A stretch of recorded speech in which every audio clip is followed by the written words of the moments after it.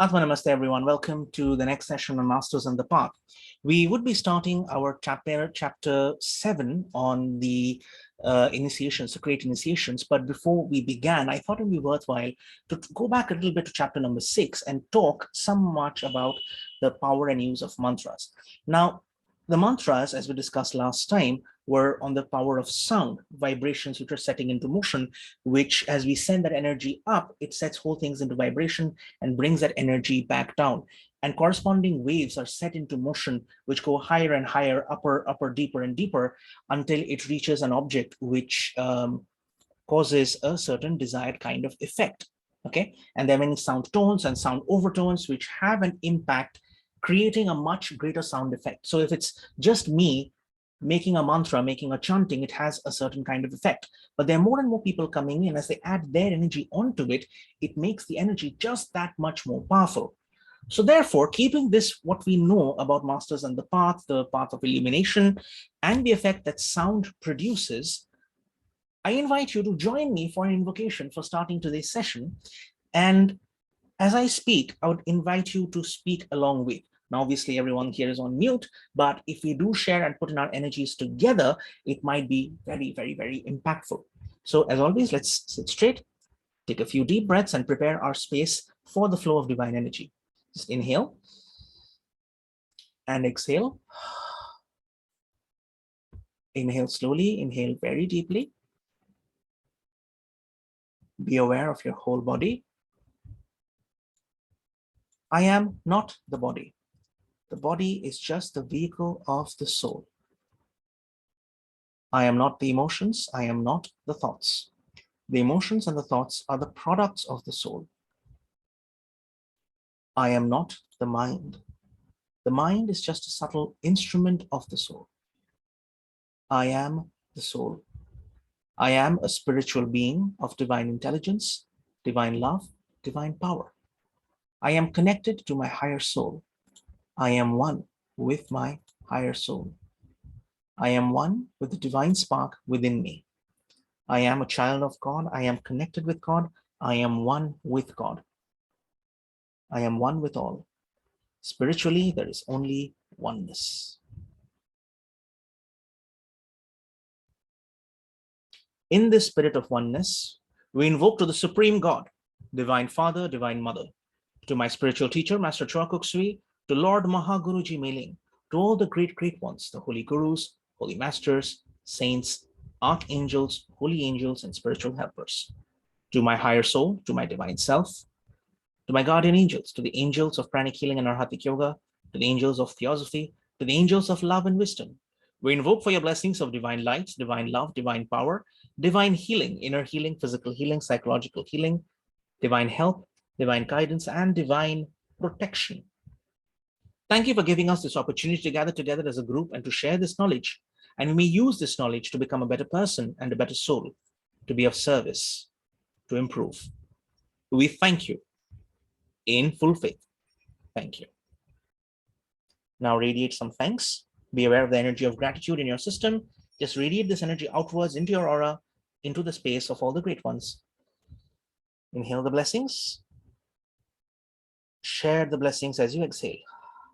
Inhale and exhale. Once more, inhale and exhale. Atma Namaste, everyone. Good evening and welcome to Masters on the Path. And one of the things which I really like about these sessions as we read and study is that it gives us new nuances, new layers of knowledge that add on to what we already know. And therefore, when we do invoke, if we start verbalizing loudly, emphatically, modulating our tone, connecting to the great beings, then we find that the energy downpour is just that much more.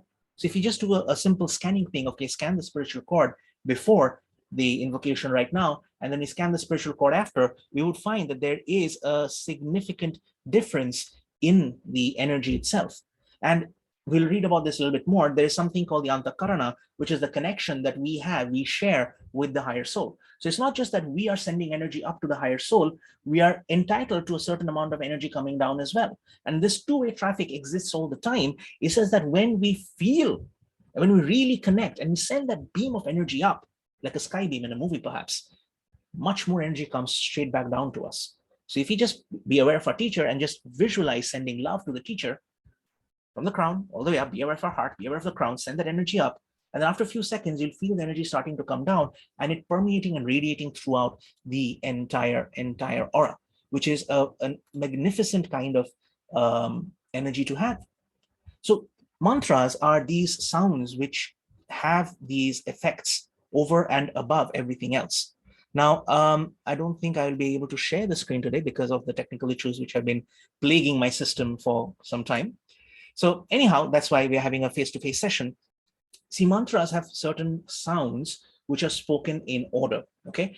And the sounds are Om, Aum, okay? So if I ask you to say Om, just say the word Om. Different people would say it differently. Some would lay emphasis on the O, some would lay emphasis on the M. So it'd be Om. Some might say Om. That energy vibration is different and it produces a different unique result. What those results are a different matter altogether. But the book, as it says, is if we emphasize and prolong the open sound, we combine the sound of Om, A-U-M, then that changes the initial rate of vibration. So here's what we're going to try. Aum. I invite you to close your eyes and to listen to the effect that this produces. Aum.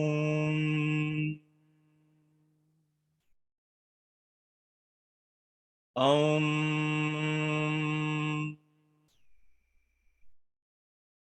Om.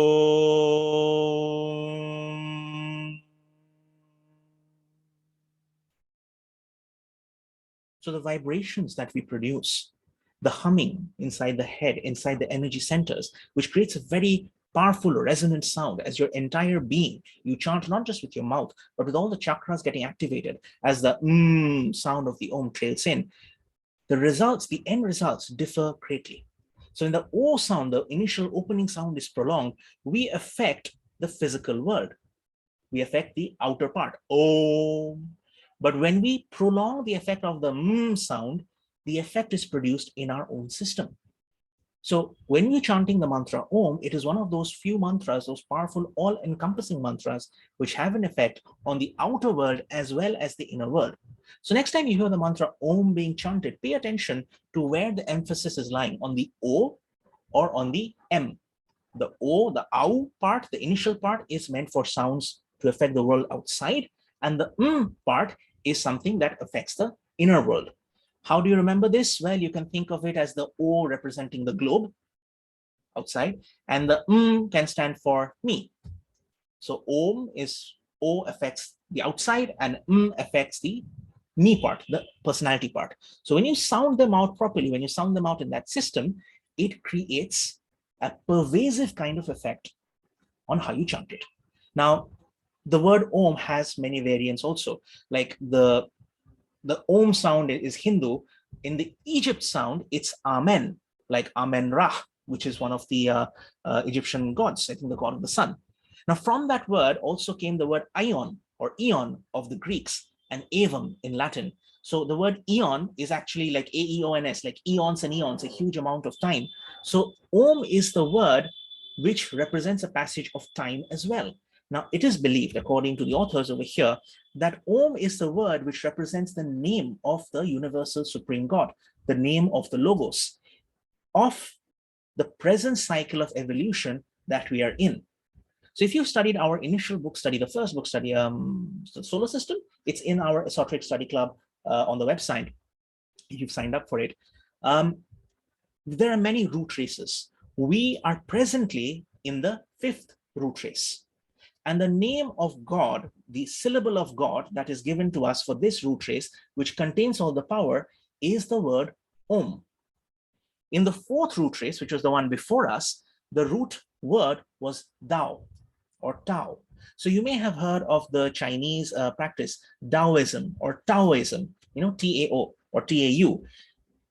It is believed that when all the root races have been brought into creation, into light, then all the names of God all those various sounds and syllables, which were their root word for that root trace, they come forward and they become constituting together the whole name of God. So if the fourth name, for the fourth root trace, the name was Tau, and the fifth root trace, the sound is Om. So Tau Om is probably one part of the full name of God. What the first three root traces were, and what the next couple will be, I do not quite know. But all of these are syllables of a great word, which will complete in the seventh root trace. And when we chant this word, when we chant the whole word together, or with the parts of the word together, they have an automatic aligning effect, a cleansing, energizing, recharging kind of effect on the subtle body, in the subtle body, all the chakras. So much like you have a magnetic bar, and you place an iron near it, the iron aligns itself to the fields of force around the magnet. Likewise, the chanting of the sound in the certain way will have an aligning effect on our auras and chakras. So that's why it's very important, very, very, very important when we are chanting to be able to chant correctly, to be able to chant with the right intonation, with the right diction. In fact, if you want to know how to chant, there was a series, there was a special session which we conducted, a free of one. If it's on our Facebook group in Prana World, where it's on how to chant mantras. It's also on our YouTube videos. So these are the effects of mantras which are produced for good purposes. Of course, the logic follows that if there are mantras which are meant for aligning, for harmonizing, for healing, there could well be mantras which are also for hurting, for selfish purposes. And those mantras tend to have a much shorter, punchier kind of sound.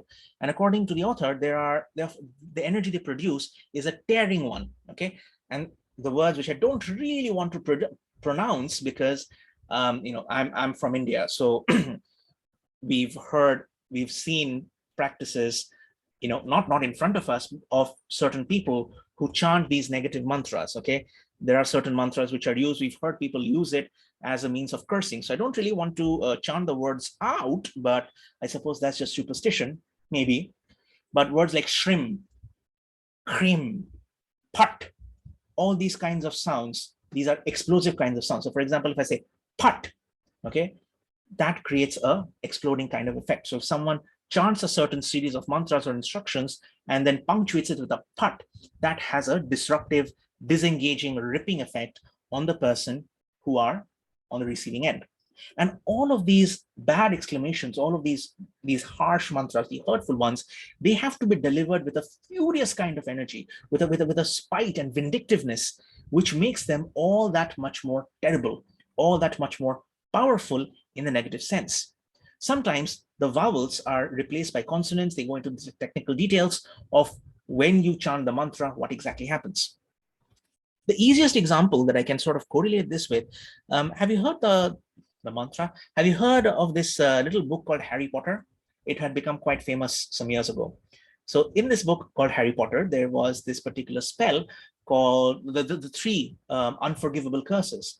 There was one called Cruciatus, there was one called Imperius, and another one called Avada Kedavra. Okay, and the professor, he explained to the students that Avada Kedavra was the spell which was used for killing people. It's a killing curse.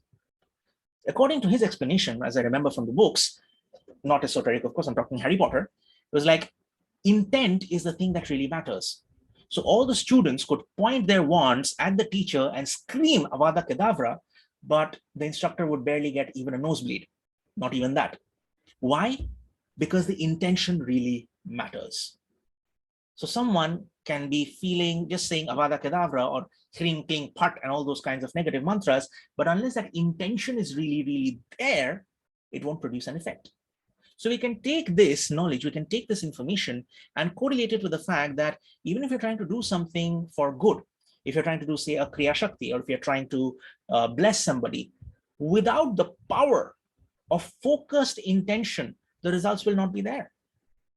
We can be chanting, we can be screeching, we can be yelling and howling, but that's just volume, that's just sound, that's just noise.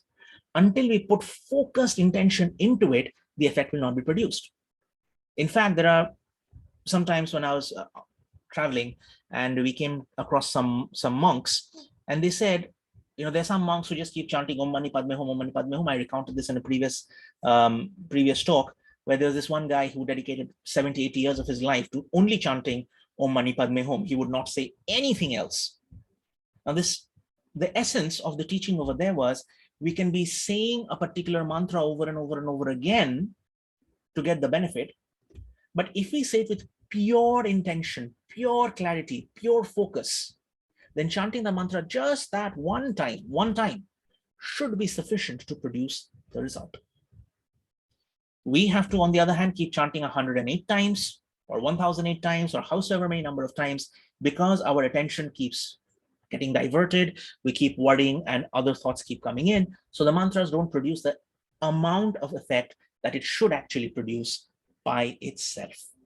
Okay, so according to the author, and he's talking from the book of Madame Blavatsky, Madame Blavatsky told us, I remember, that a mantra may be recited not for oneself at all, but with a special view to someone whom it is intended to help. So in this way, we might say Om, we might say the sacred word, we might say Gayatri mantra, or any of those other mantras or chants which flow very sweetly, which flow very pleasantly. And we can think of a special person, we can think of a particular target or an object and project towards them the focus of the mantra.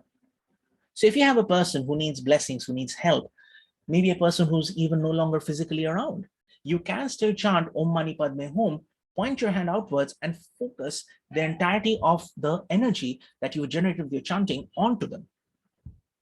So the power of mantras becomes just that much more powerful when you use your focused intention upon it. Okay, so this radiates outwards. It has an effect in our aura. Om, O is outer world, M is for me, the inner world, and that is how the effects are produced. Now, this was the conclusion of chapter 6, which we did the last time. Today, we'll be doing chapters 7 and 8. Now, it's of importance to note that Vesak is coming up next month. And one of the functions of Vesak is also for spiritual progress and initiations and taking things forward to the next level. So we figured that instead of concluding the book study, say by this month, this week and the next, we would extend it just that little bit longer until the penultimate the day before, a couple of days before Vesak, and conclude thereon. So we have 4 more sessions and conclude the book. Then for the month of May, there'll be a gap, and then we'll resume the next version of the study club from the month of June onwards. Well, that's just initiation. So what we're going to talk about now is that when you think of initiation, when you think of the word initiation, most people have a tendency or an idea that it's something that's only meant for people who are very, very, very, very advanced. Okay, not everyone who can, who's ordinary people with a job, with a family, that they can't do it. So most often the intention, the idea is that an initiate is a man who has developed himself very, very highly and has become a great and glorious figure compared to people in the rest of the world. Now that's true. To an extent, that is true. But the question is better understood. This viewpoint is better understood if you try to look at it from a higher, more elevated perspective. The importance of initiation does not lie in the progress or the exaltation of an individual, but in the fact that this person is now more at oneness with everything else. So it's not like this person has become very big, but more like this person has spread and become one with a greater force of being. So what happens is, in the larger scheme of things, in the broad scheme of things, we've got someone way at the top, okay? In our solar system, we've got, Lord Savitur, the solar logos, the solar god, the sun god. And this sun god, the sun god, has many representatives, and they are spiritually connected with all. The Lord Buddha, when he was asked about the presence of God, about the existence of God, he said there is an apple, there's an apple, there is an apple tree, there are many apple trees in an orchard, there are many, many orchards. Now, for a very long time, many people believe that the Lord Buddha did not believe in God because he didn't answer the question directly. But if you look at it from a different perspective, the apple here represents the presence of God, the energy of God itself. And because there's an apple, there's an apple tree. So God is present, the consciousness of God is present, not just in apples, but throughout the entirety of the whole system. So there's a God of, like we have in the traditions, we have the, I'm familiar with Asterix comics. You had Asterix and Obelix, these characters, these comic characters, and they would have gods for good luck, god of the ceiling, god of the road, god of the dogs, various kinds of things, gods for everything. In fact, in the Hindu tradition, it's believed that there are, what, 3.5 million gods. That's a different story for itself, for a different time. The essence of this is that the consciousness of God, the energy of God, permeates throughout. So just as if you have a God for many things, you have a God of the earth, the planetary logos, the planetary God. And then you've got the God of the solar system, the solar logos. And then you've got the God of the galaxy, so the Milky Way galaxy. Now, just because he's the God of the Milky Way galaxy, there are other systems also around. So there are multiple solar logoi, logoi. And then you've got a galactic God. And then you've got a universal God. And you've got the multiversal God. And then you have Kevin Feige. Okay, no, I'm just kidding. We're not talking about the Marvel Cinematic Universe here. We are talking about the presence of God throughout the entirety of all of creation. So since God is functioning through various consciousness, various beings, on our world, for us, what is important to know, the title, when we pray to God, when we say we are praying to God, all of this is being directed to one particular being who is known as the Lord of the world.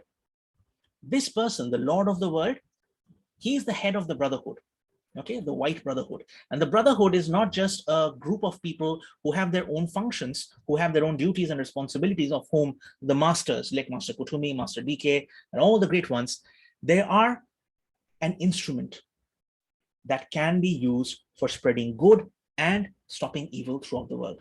So this is a key takeaway. When you say, I am praying to God, when you say to the supreme God, we are able to connect to the first creator, the first source of all creation. But for regular people, when they say, dear God, help me get a promotion, dear God, help me with the relationship, stuff like that.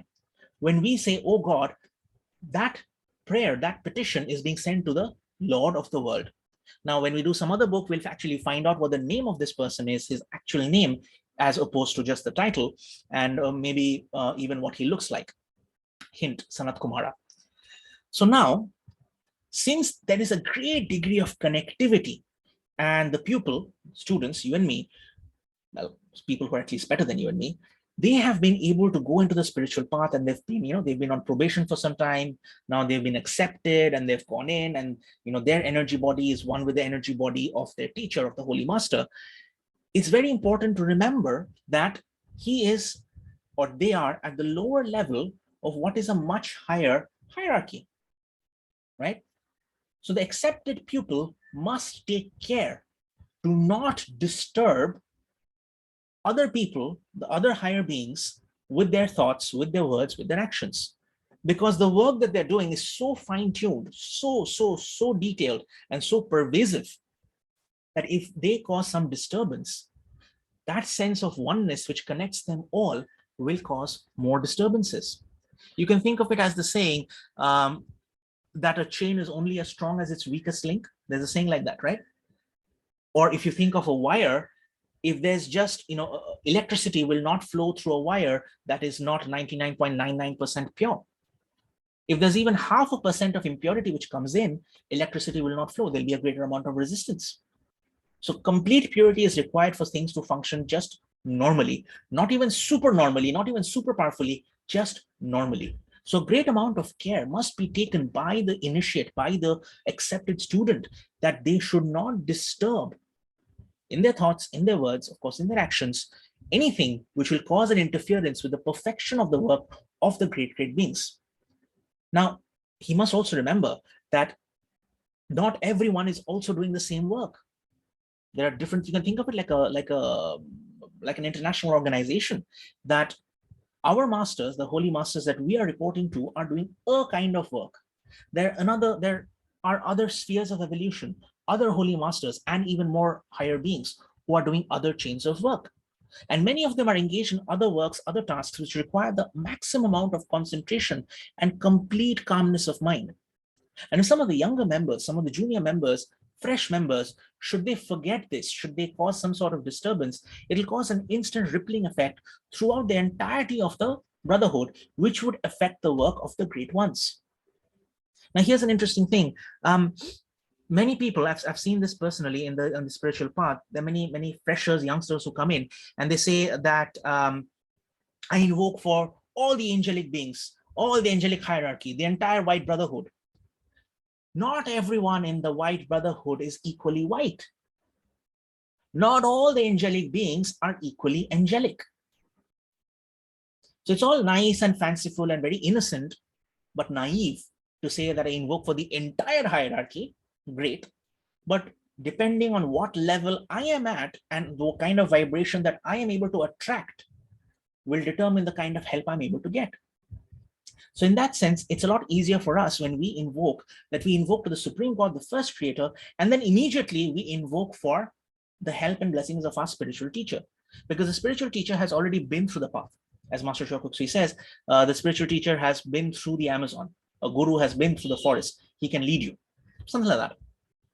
So the spiritual teacher is the conduit, is the gateway to the higher spiritual teachings. If we say that, okay, you know what, I've read enough books on my own, I'm well read, I can comment on this and comment on that, I have my opinion on this and my opinion on that, and you start talking about other things, well, then this layer of protection and help which the spiritual teacher was bringing becomes nullified.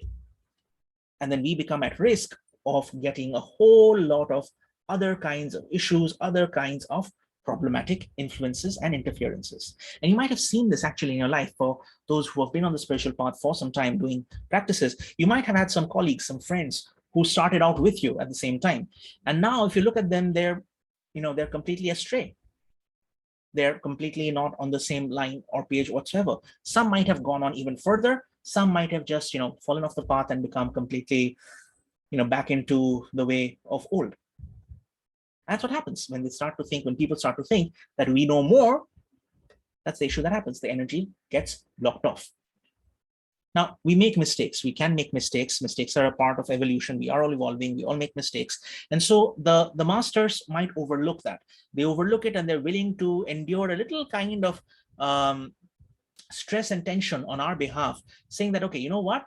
He's made a mistake, but he's learning. He will now learn not to make the same kind of mistakes over and over.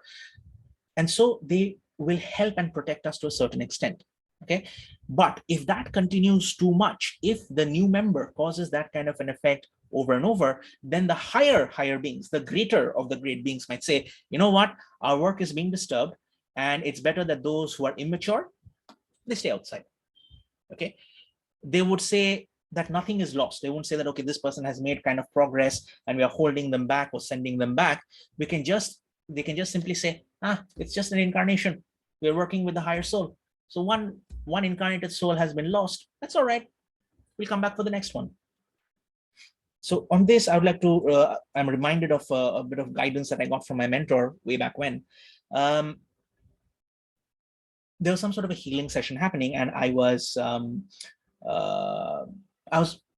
in attendance of the whole thing. I was observing the whole thing, and I made some sort of a comment about the effectiveness of the method used. I just read some books about something, and I was like, okay, you use this method, but what if you use that method and coupled it with this and that? It would be like really fancy. So my mentor was like, yeah, sure. Anyway, we'll finish the healing. We'll talk about that some other time. Healing was done, and boy, was I in for it. She told me that first and foremost, if a healing is on, and there's a patient who's already very, very receptive to the healing that's being done, they're also in a state of distress, tension, and worry because they need that healing. And if you come in from outside and you give all your big inputs, your smart inputs, then this person's healing and receptivity gets affected. Will you take the karmic debt of misinformation or overinformation? Because overinforming is also not good. I was like, okay, that's a mistake. And then she said, this is not the first time you've made this mistake. The first time you make a mistake, it's okay, no problem. The higher beings would say, first time, genuine mistake. Yeah, it's okay, no big deal. But they'll keep an eye on you. When you repeat the mistake a second time, they'll really keep an eye on you and think, why is this person like this? Are they not developed? Are they not mature? Are they not serious? So All right, not learning, not learning. And then when the mistake is made for the third time, they'll say, okay, this person is a willing offender. They are not willing to learn. They're not willing to grow. Cut them out. So it's just as the words of the Holy Masters say, our work is being disturbed, and it's better that those who have such immature personalities should stay outside. So not a good thing. But what about those who are actually doing the work well? So when we start the work, when we first started doing healing, we first started doing spiritual activities, we had a sense of wonder. Like, does this really work? Can I really just move my hand and with the flow of energy produce relief? After doing that for some time, we developed a sense of confidence. Now we know that we just follow the protocol, the healing protocol, healing will take place. So what the book says is, the more confidence the new initiate has, the greater will be the flow of the energy of the force through him. Okay, the more confidence the new initiate has, the greater will be the force of the flow through him. If he feels the least amount of hesitation, or he's weighed down by the responsibility of letting such a tremendous amount of power flow through him, he'll not be able to use this wonderful gift to its maximum potential. However, if he has the quality of Shraddha, Shraddha meaning perfect trust, if the student has the quality of perfect trust in the master and in the brotherhood and in the utter certainty that he's just an instrument and through him the higher beings are doing the work, then he'll go through the whole world, his whole life, as a beacon of light for everyone. So the key word here is the Arhatic yogis would know this, pillar 1, Sharanagati, complete devotion and reverence to the spiritual teacher and to God. Devotion and reverence to the spiritual teacher and to God, in which you have no inner limitations. You know that, you know what, I am not the one doing the healing. I am not the one doing the talking or the teaching. It is being done through me. It is being done via me. I'm just an instrument. And when that surrender is there, that, you know what, I'm doing the work, I'm just an instrument, then the energy flows through us and has a greater effect. Now, I like to think of it as suppose you have this glass of water, this cup of water, and you're sipping it with a straw, right? We are that straw. We are that conduit, okay? The patient is the one drinking, and the energy is coming in from the great ones. Our job is just to take the energy from the source to the patient. If the straw is dirty, the energy won't flow. The drink will be unpleasant. If the straw has holes or cracks, the water won't flow. Okay? If the straw is too thick, it's uncomfortable. If the straw is too thin, enough energy won't pass. So no matter what, the straw, us, the instruments, have to be more or less very, very, very optimum. I don't want to use the word perfect, but that's the thing. Unless it's perfect, it can't do the basic work. And here's the clincher. What happens? What do you do with a straw? What do you do with a straw after you finish drinking from it? You pick it up and you throw it away. It's done. So there's no question of pride and other things coming into our system, because we're just instruments doing the work. And that's what we need to keep in mind.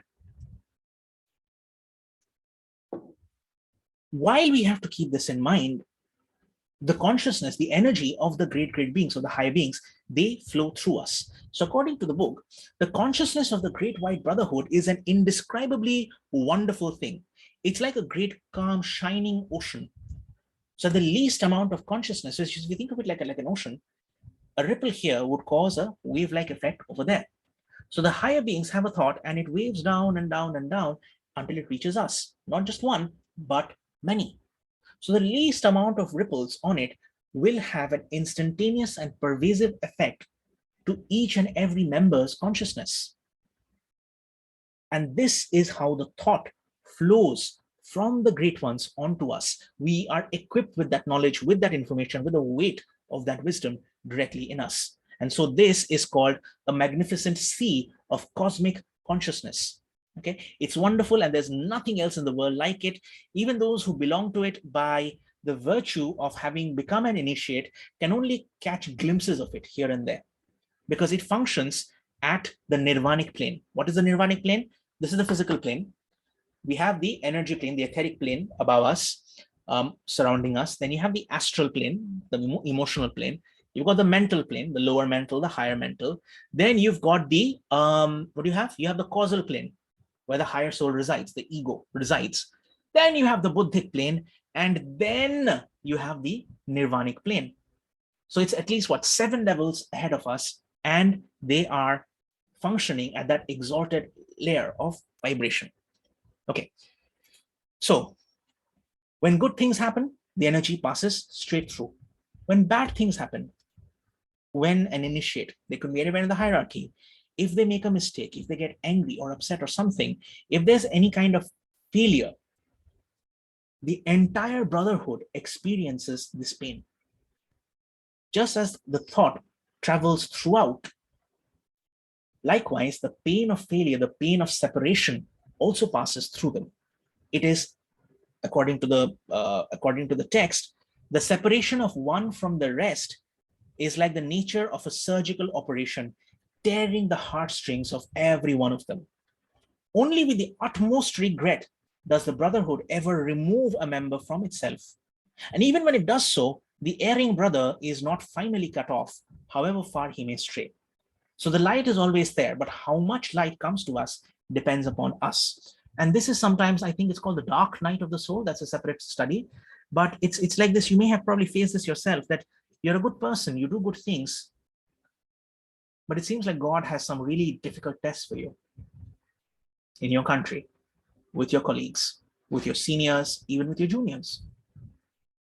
And sometimes it's natural to lose your equanimity. It's natural to feel a sense of hurt and pain, maybe even betrayal. I know I used to be angry at God for quite some time, many, many years back. And then I realized I got to know more things. I calmed down, but I got angry again.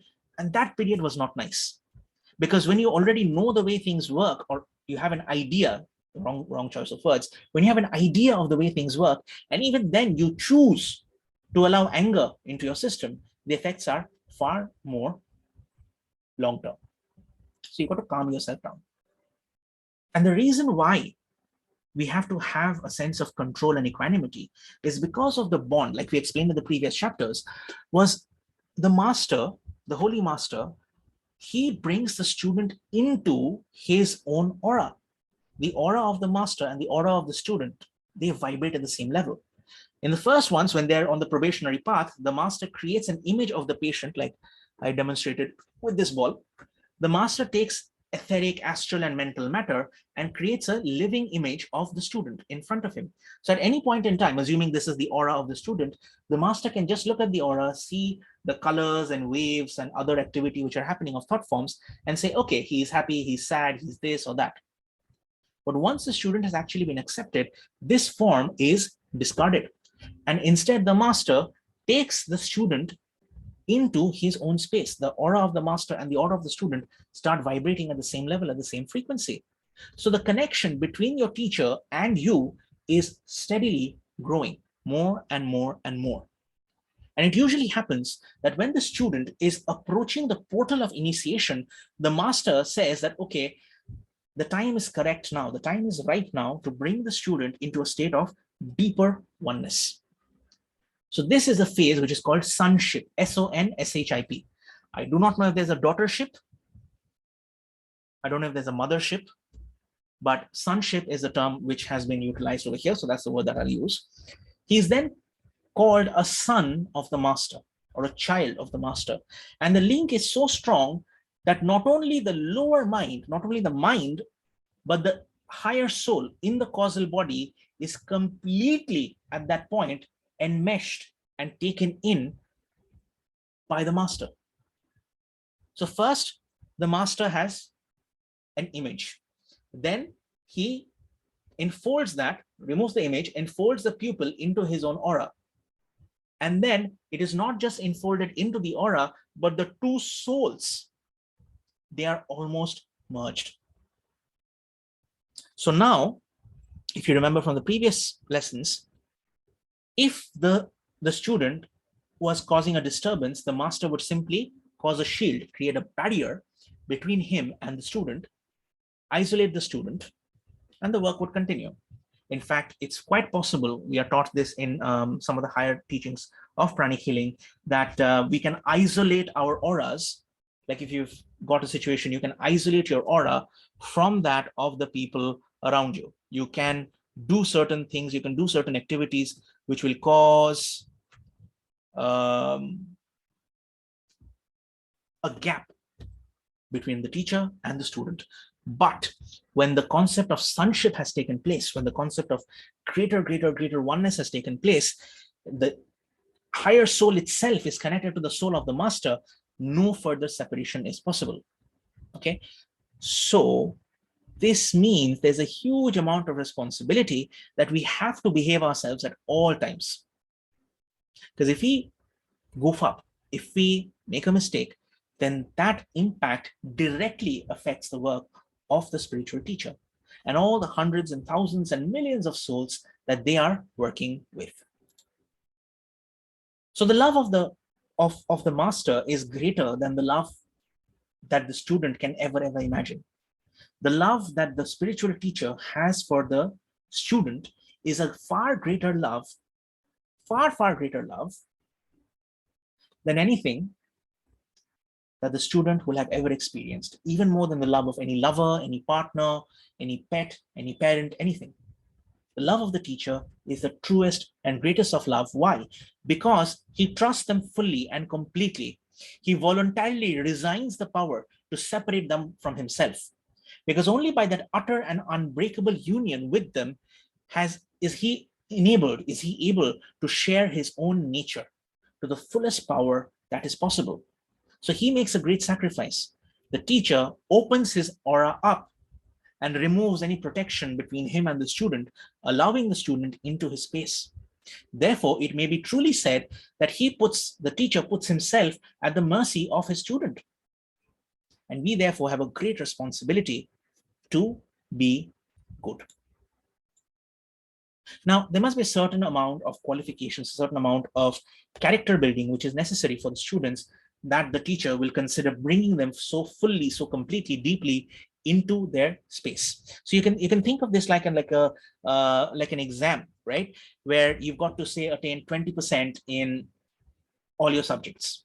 Okay, you've got to attain 20% in all your subjects, but you need to have an overall pass percentage of 40%, right? So in order for you to be considered a viable candidate, you must pass with 40% and above. So on average, so you may have performed badly in maths, maybe you got only 10% in maths, but you've gotten 99 in English. So your overall average is raised. So there's certain parts of your character which you need to work upon, maths, science, whatever, and certain things which you're already very good at, which don't need as much work, but the overall development has to be taken into consideration. Now, this obviously, if a person fails entirely in a subject, it fails entirely in maths, then they may have gotten 100 out of 100 in everything else, but they'll still have been considered to have failed because certain subjects are compulsory. You have to attain a passing mark in all of them, whether or not you have been brilliant in other activities. So the logic that's given over here is a candidate cannot succeed. A candidate cannot succeed if he is entirely lacking in discrimination. Yet, if he shows much less of discrimination than he should, an overflowing of love may perhaps be accepted as an atonement for it. So you may have a student who's not a very bright one, but they're so loving, so gentle that it sort of makes up for it. But if the person has no discrimination, like zero intellect, then it's a bit of a problem. That's one of the first requirements. That discrimination must be there. Awareness must be there. You can't just be all loving and unaware. That's the first requirement. The second requirement is the student must have trained his physical body, his mental body, his emotional body, so that he can function perfectly through them whenever he wishes to do so. He should be able to be of service, not just physically, but emotionally and mentally as well. Like a person, when he's asked to do some service, if he's like, no, you know what, I'm just sleepy right now, I'll come and do the work later. That's not going to fly. Or if the person needs to do service, but they're so emotionally overwhelmed, that's also not going to fly. Okay. there are people you'll see who have a lot of love. They really care.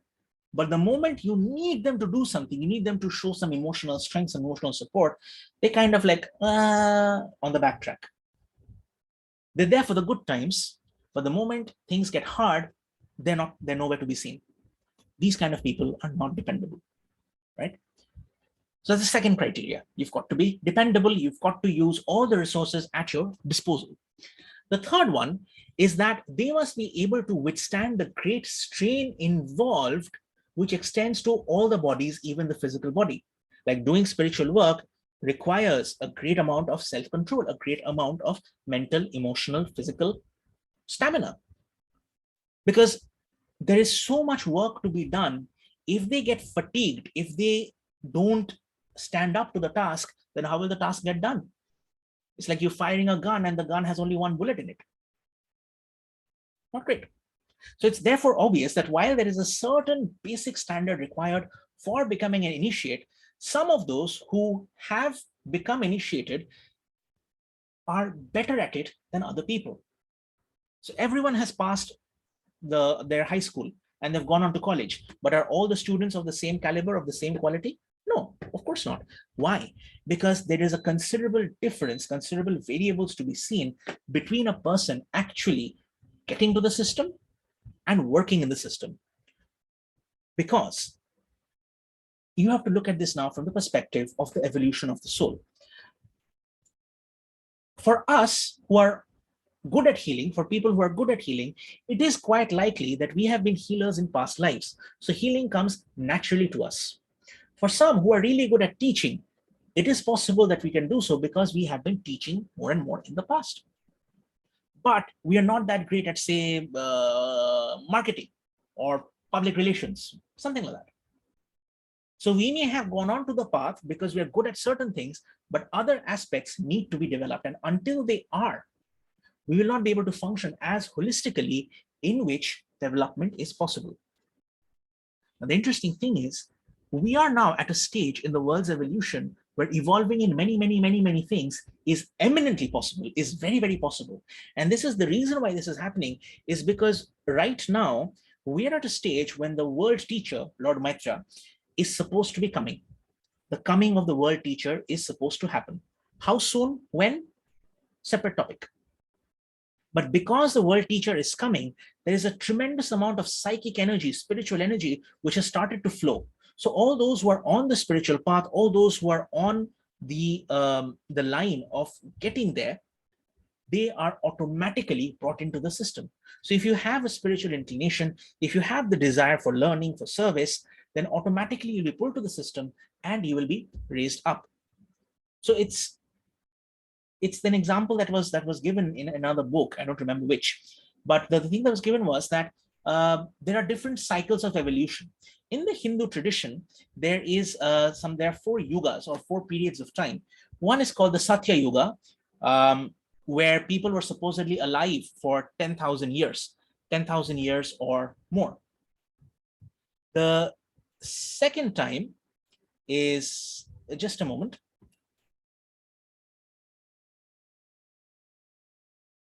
Okay, so okay, just a message from the chat. We'll come back to that later. In the old days, it was mentioned in the stories and the books that students would meditate for thousands and thousands and thousands of years for them to get any kind of attention or blessing from the great beings. Later on, it was seen that they had to meditate only a short time before acquiring the same spiritual power. The reason is because the world is evolving to such an extent, we now are in the realm of accessing so much spiritual energy. You can see this very clearly exhibited that 2000 years ago, when Lord Jesus, Master Jesus, was present, he was the only one capable of healing, and there were only a few handful of people who he was able to teach it who could do the same thing. So I think it's written in the Bible where he says that in the future, there will be more who will be doing greater and more miraculous things. Today, ordinary people, we can take a workshop and we can actually learn how to produce healing effects and healing results just in the matter of a few hours. It's because the amount of spiritual energy available at our disposal by the coming of the world teacher, by the psychic currents, by the energy that's been set into motion, has increased so much more. And there are great beings, great angelic beings, whose job is there simply to help us. So anytime we sit down and we invoke, when we say to the Supreme God and all the great ones, to the angels of love and wisdom, to the angels of theosophy, we thank you for your blessings, that we may be able to use this knowledge, use this information to be of service, to become a better person, to become a better soul. When you say become a better person, we're talking about the physical, emotional, mental things in our physical life. And when we say to become a better soul, we are accounting for that as well as the spiritual progress which we will need to make. So when that takes place, when we make that kind of an invocation for our growth, for our development, the energy accelerates us even more. So it's possible, according to the book, it's possible on the physical plane to shorten the period of study usually assigned to given any particular topic, to any examination. And you can do this examination, you can do things by putting a great amount of effort, by really taxing your brain, your attention span, your eyesight. You've got a test and you spend hours and hours and hours working late into the night, reading and studying. And doing that can lead to burnout. Similar effects happen on the spiritual path. Similar conditions take place when someone is trying to really evolve on the spiritual path. It can be done. It has been done. It's a good thing. But we cannot do it at the cost of injuring our body, injuring our emotions, and causing burnout. So there is a quotation from the spiritual teacher where he says that it is impermissible, it is not permissible for the soul to evolve too rapidly. Because when the soul decides that, okay, I'm going to really accelerate, then the soul has to work out a huge amount of past karma. And that might cause that incarnation to finish prematurely. Suppose someone has a karma of, there's a book called Autobiography of a Yogi, where towards the latter part of the book, there's a sequence where some yogis, some meditators were meditating in the mountains. And the teacher, the great spiritual teacher over there, he got up and he hit one of the students with a burning log of wood. And all the students over there, all the other meditators were astonished. They were shocked that, Master, how could you injure one of our co-disciples? So the master said, well, it was his karma to be crushed to death, to be burned to death. Okay, it was his karma to be burned to death. However, because he's done so much of spiritual practice, so much of sacrifice and service, that instead of being fully burned to death, he now only has to be burned a little bit by a burning log of wood. And then the master healed him, removed the injury. Now, this is someone who's dedicated their entire life, years and years of their entire life, simply gone off in spiritual practices. Ordinary people, day-to-day people with a job, with a family, we cannot afford to meditate 24/7. So there is no provision, there is no safety net for someone to take care of us and protect us all the time. We can invoke for protection, but can we really get that amount of protection from all the past negative karma which we have in our system, which you don't know about? So if you try to super duper accelerate, go on nitro and move really fast to evolution, it's not permissible, because the amount of karma that we might bring back upon ourselves could cause delays actually. How can you meditate? How can you read books if you're in the hospital in a coma? You can't. So it's good to evolve, but to do so with moderation and non-excessiveness. Because it's not sufficient to just have good physical health at the beginning of the service. It's also necessary to preserve your good health right up to the very end. Because progress itself is just a means to an end. And we try to develop ourselves, not that we may become great and wise, but so that we have the power and knowledge to help other people.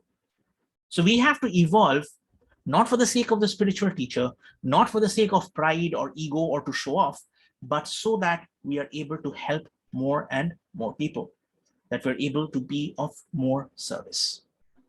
Okay, so that concludes chapter 7, all about the Great Initiation. Chapter 8 will be the birth of the ego. So it's not too long, about 10 pages. So I'm just going to go through this and we will talk about the birth of the ego. So you have to consider some of the spiritual, how do I say?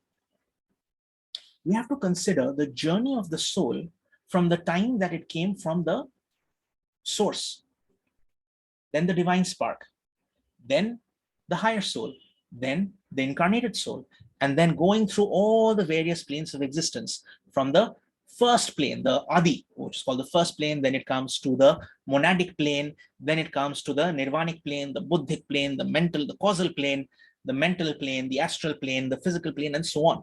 So our journey has been one from top to bottom. We've come from God, divine spark, higher soul, incarnated soul, mental body, astral body, energy body, physical body. And now we're making the journey back up that, okay, I am not the body, I am not the emotions. Let's move this. I'm not the body, I'm not the emotions, I'm not the thoughts, I am not the mind, I am the soul. I am one with my higher soul. I am one with my divine spark. I am one with God. So our journey, and I'll share this photo, I'll share a photo which encapsulates the whole thing in the WhatsApp group, is that the whole journey is one from the principle of ensoulment, that you go, your soul gets ensouled into matter, goes all the way in matter, and then has to go all the way back up and out again and realize that I am not all of this. I am not these things. I am that. I am not the body. I am not the emotions. I am not the thoughts. I am the soul. So the soul is like, I am. So I am not this. I am that I am. I am that I am. I am not this. I am that I am. That's one way of looking at it, is the way the book explains it. A Buddhist teacher, we were traveling, when we were traveling in Vietnam, and we came across some, there were many monks and all, there are many monasteries over there. One particular monk explained this, that look, there's God everywhere. There's God in you, there's God in the table, there's God in the cup, there's God everywhere. So if you say that God, the energy of God is within you at all phases, at all times, can you not also say that when you look at something, that I am that? So I am not this, but I am that. I am that. I am that. My consciousness is one with the consciousness of the tree, of the bird, of the cat, of the dog, of everything else. I am one with nature. So I am that. And that am I. So the consciousness goes all the way from something great to something small, and then from something small journeys all the way back up to something great. And it's at that point where the higher soul takes that energy from itself, pours it out, is when we start developing. We become a unit by ourselves. We go through the whole cycle of evolution. This is all covered in the previous books. I'm not going into details.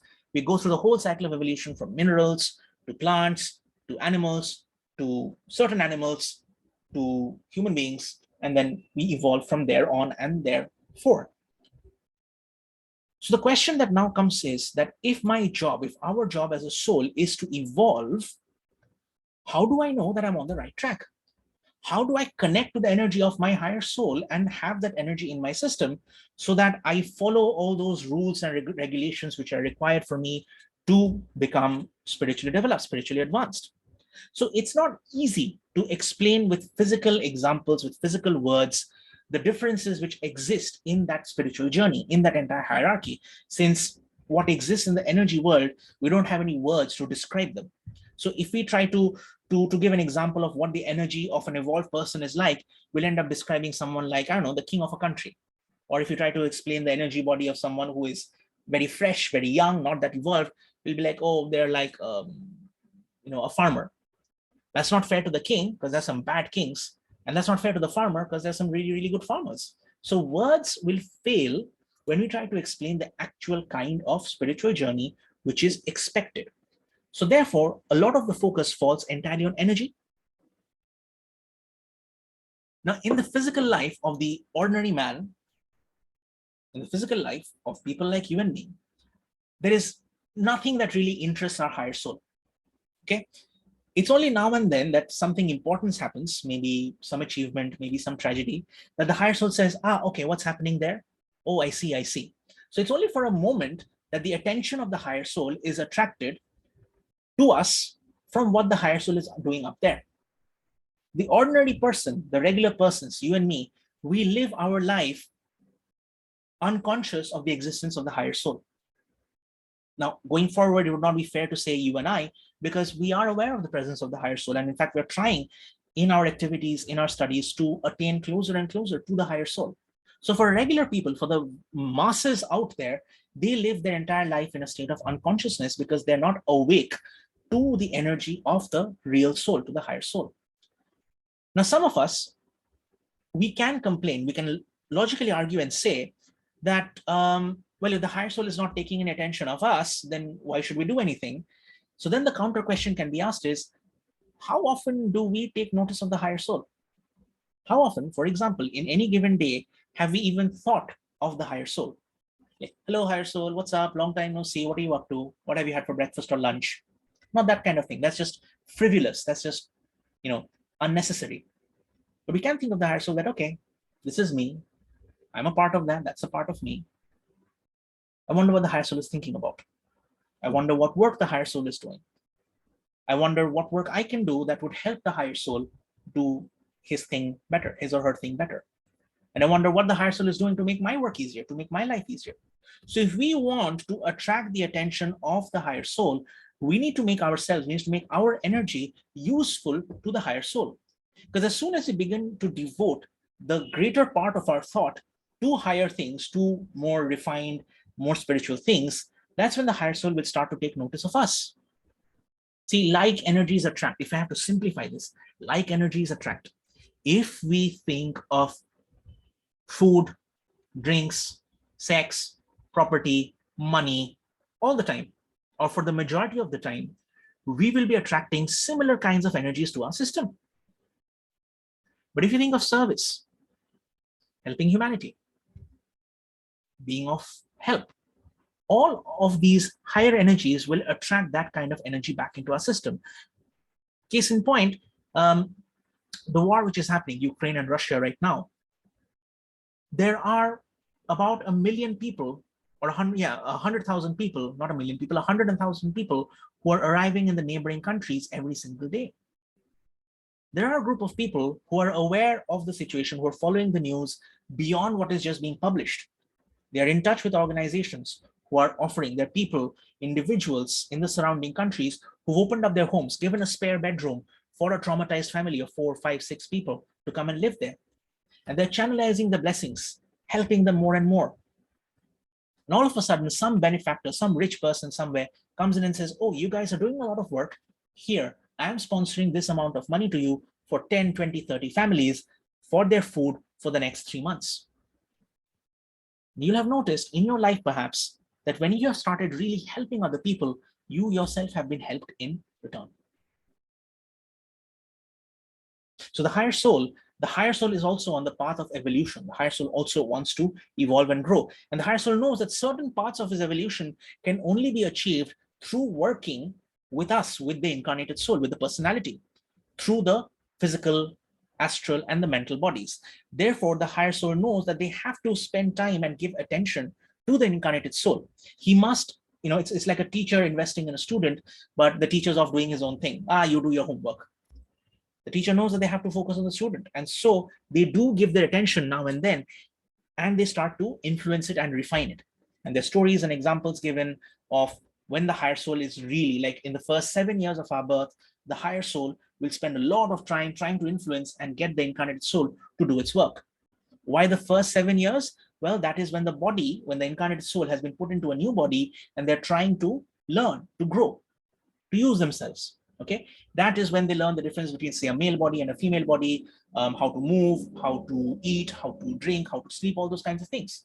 And so at that time, when they're learning to use their physical vehicle, that the higher soul will start to pour its influence down and bring them on to a path, to a purpose that serves them. That's why you have young kids who sometimes are shown to be prodigies. They're excellent in mathematics or excellent at music or art or something, because the energy of the higher soul is really flowing through them for a very long time. In fact, I think there was a teacher, I don't remember who, Carl Sagan or Mr. Rogers, he said that if you go to kindergarten, when kids are 4, 5, 6 years old, they are filled with all sorts of questions like, why is the sky blue? What are dreams made of? Okay. All these kind of bizarre, deep, universe-changing questions. But by the time they get to high school, they are no longer interested in asking questions. They're just like, oh, okay, teach us, give us a syllabus, we'll sit for the exams. So something has happened between kindergarten and high school, because the rest of the personality, the rest of the physical world has exerted its influence. So in the first 7 years, if you are parents to young children here who will be watching this talk later on, your child is greatly influenced by the higher soul. Let your child be free of the pressures and demands of the physical world. Not everybody has to be a super high performer or a prodigy in something, or excelling in sports and academics and art and saving the world. Let the energy of the higher soul pass through. Let the child be a child. So according to the books over here, we can understand the task may often seem boring, that a given personality may not appear to be attractive or hopeful. Because if you look at many of the personalities around us, okay, their mind is full of greed and sensuality, and their mental bodies have no interest beyond business and betting and horse racing and other things. It's not difficult to see why a higher soul, seeing the whole thing from his lofty height, the higher soul is high above us, the higher soul seeing everything from the height over there will say, you know what, it's time to postpone all of this. We can invest all this effort in a later incarnation in the hope that the next set of vehicles, the next physical vehicle, astral, emotional, mental vehicle, may be more conducive, may be more amenable to influence than that which they are seeing right now. Just thinking about work all the time, just thinking about money, finances, and physical things all the time.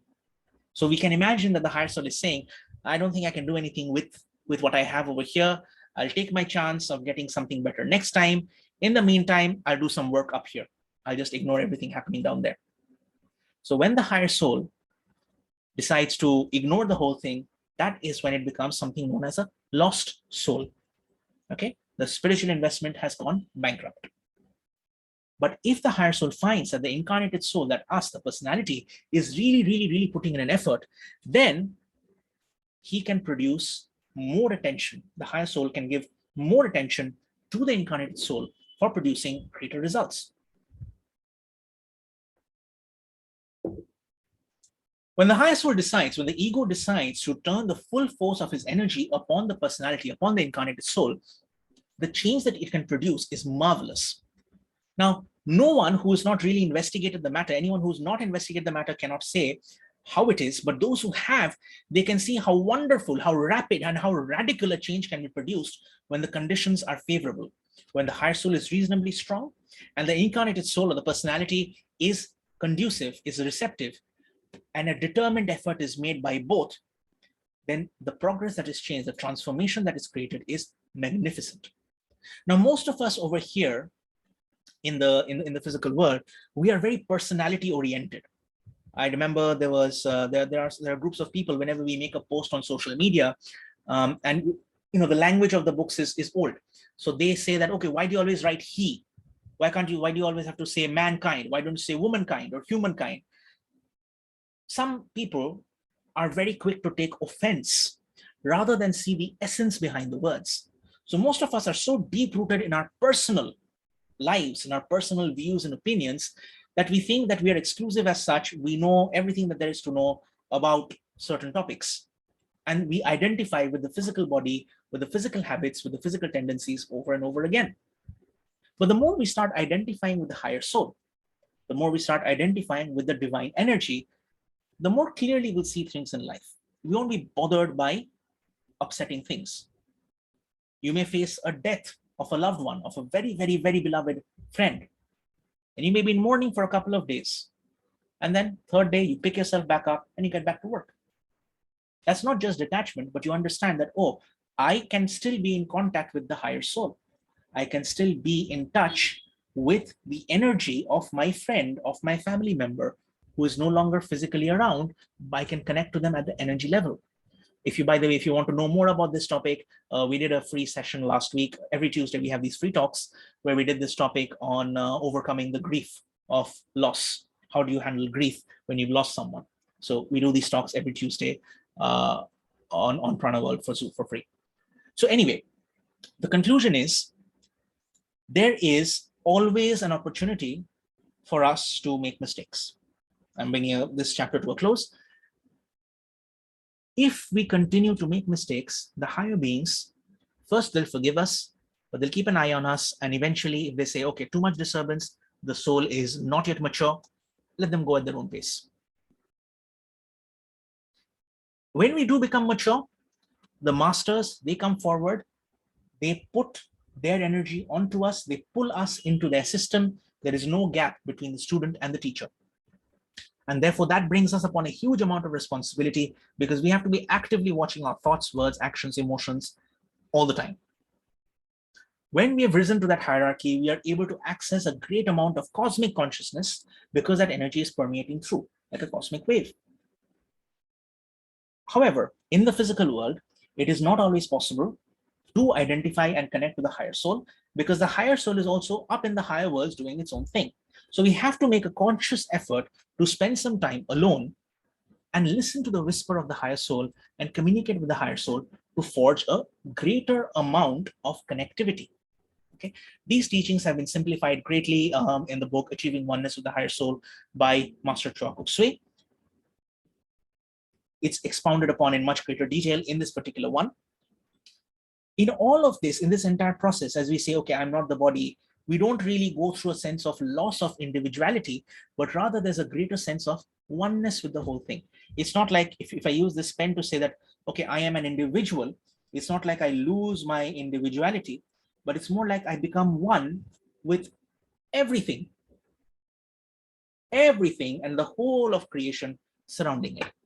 So now we are unchanged externally, but internally we are way more alive because that energy of that higher soul is permeating through us.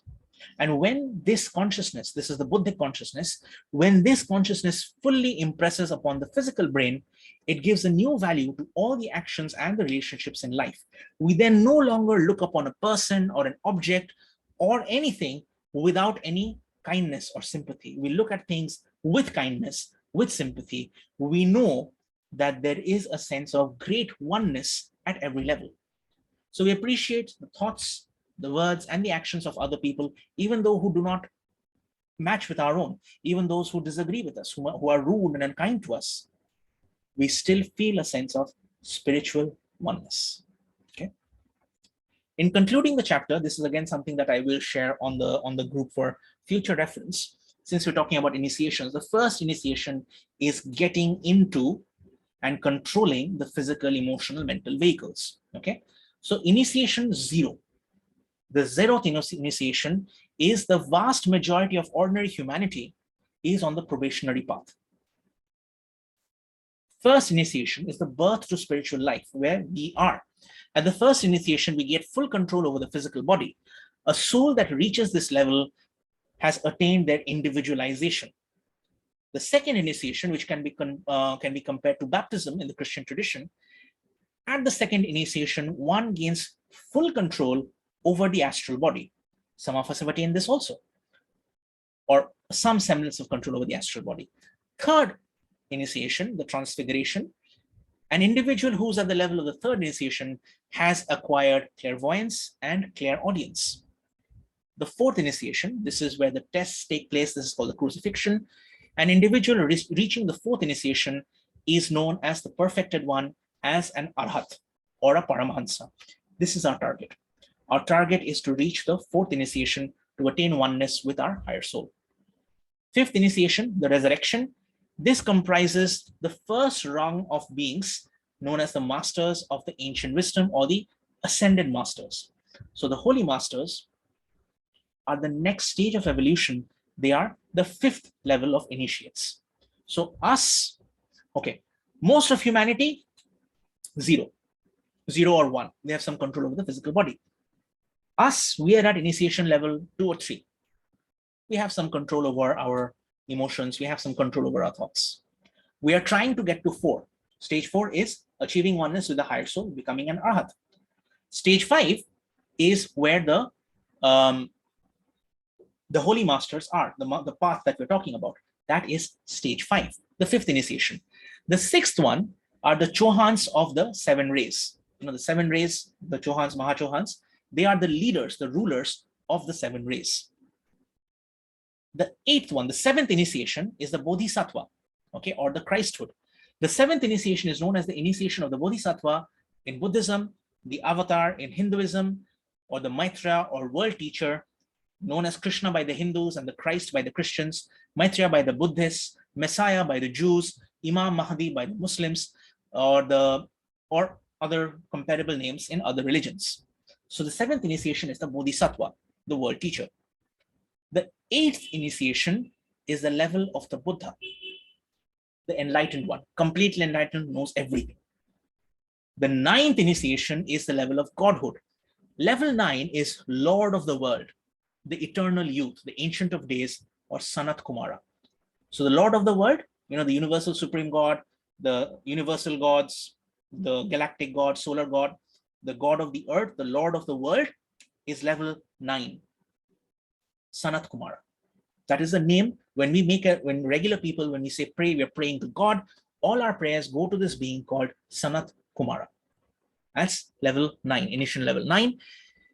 10th level initiation is planetary logos. This is considered to symbolize perfection and is the spirit of the earth and is specifically denoted as the planetary logos of planet Earth. So those are the 10 initiations which take place. And this brings us to a conclusion of chapter 8. And next week, we'll do chapter 9, which talk about the next initiations. And we'll be 70% done with the book. So if you have any questions, if you've missed any recordings, it's all shared in the group. Let's end today's session with an invocation. So, to the Supreme God, Divine Father, Divine Mother, to our spiritual teacher, all the spiritual teachers, the holy masters, saints, archangels, holy angels, and spiritual helpers, to my higher soul, to my divine self, to my guardian angels, to the angels of love and wisdom, to the holy masters. We thank you for giving us this opportunity to gather together as a group, for sharing knowledge, for becoming a better person and a better soul, and using this knowledge to be of help, to be of service. We thank you in full faith. Thank you, everyone, and we'll see you for the next one. If you have any questions, please share in the group. Take care. Bye-bye.